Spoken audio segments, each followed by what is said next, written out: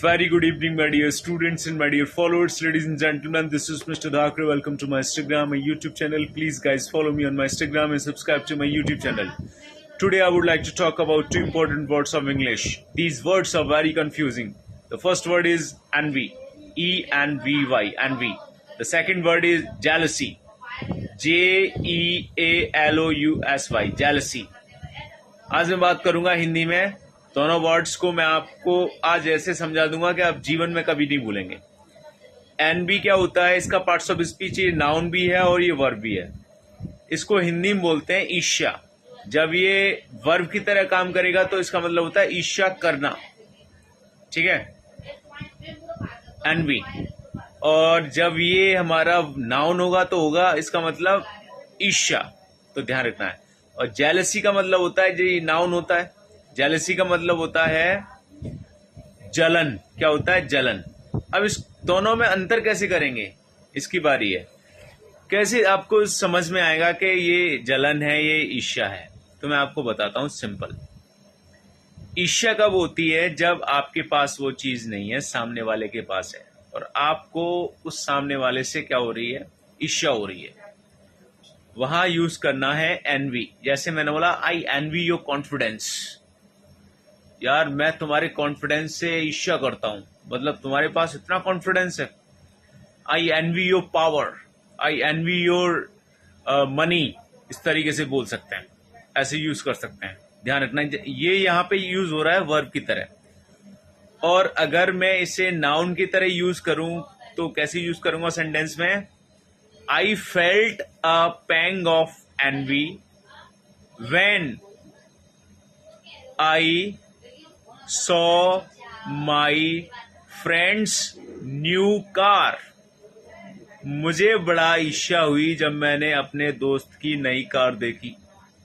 तो सामने वाले की चीज से बड़ा ईर्ष्या होती है इसमें. तो यहाँ पे ईर्ष्या जब करनी है जब आपके पास नहीं है, सामने वाले के पास है. ध्यान रखना. अब आती है बात जेलसी की. जेलसी में क्या होता है? जेलसी में तीन व्यक्ति होते हैं. जैसे मैं और मेरा दोस्त बहुत आपस में बात करते हैं, बहुत अच्छी दोस्ती है. अब जो मेरा दोस्त है वो किसी और से बात करने लग जाए, मुझसे बात नहीं करे, तो मुझे खोने का डर हो जाएगा. तो इसमें एक खोने का डर भी होता है, जिसे बोलते हैं फियर ऑफ लूजिंग समथिंग. ध्यान रखना, खोने का डर होता है. तो यहां पे हम जलन बोलेंगे.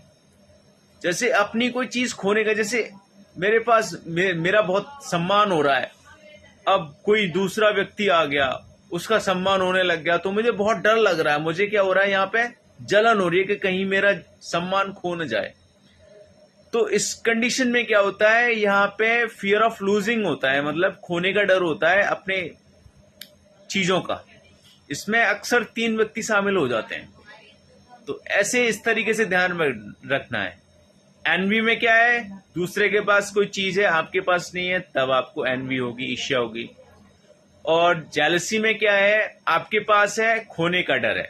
ध्यान रखना, खोने का डर है, तो जेलसी. बस इतना करना है. Thank you. जेलसी को यूज कैसे करेंगे? जैसे सेंटेंस में मैंने बोला, his jealousy ruined their friendship. His jealousy ruined their friendship. उसकी जलन ने उनकी दोस्ती को बर्बाद कर दिया. अब दोस्ती रही होगी दो व्यक्तियों में. अब दूसरा जो व्यक्ति है वो तीसरे से बात करने लग गया.